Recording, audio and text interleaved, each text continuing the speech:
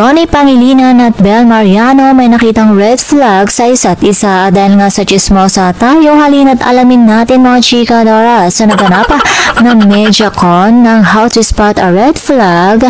Ibinahagi ng isa sa pinaka-hottest love team ng bansa na sina Donnie Pangilinan at Bel Mariano. Ano nga ba ang nakita nilang red flag sa isa't isa? Aminado naman ang mga ito na hindi naman nila may iwasan na makitaan ng red flag, lalo na at halos araw-araw silang magkasama. Bagamat nahirapan man silang sumagot sa tanong na kung may nakita ba silang red flag sa isa't isa, subalit nagpakatotoo naman ang mga ito. Ayon kay Donnie, napansin daw nitong umiinit ang ulo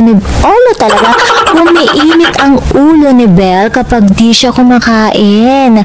At ayon naman kay Bel, ganun din naman daw si Donnie, ay kahit naman ata sino, talagang iinit kapag gutom.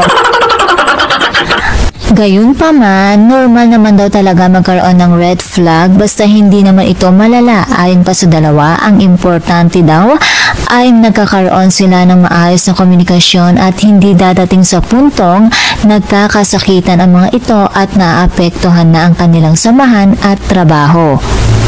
At kung may red flags, of course, may green flag din ang mga ito. Ayon kay Bel, isa daw sa green flag talaga, isa daw sa green flag na nakita ni Bel kay Donnie, napaka-gentleman daw niya at family-oriented.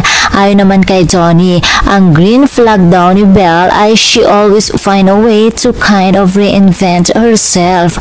O diba ang bongga? O diba, kunwari, naintindihan ko? Talagang bilib na bilib itong si Donnie kay Bel. Samantala, mapapanood na natin sa ABS-CBN Primetime ang kanilang TV series na How to Spot a Red Flag. Kaya mga chika Doras, abangan natin yan sa January 27, 2025. And that's all for mga chika Doras. For more showbiz update, please don't forget to like, share, and subscribe my channel. Thank you for watching.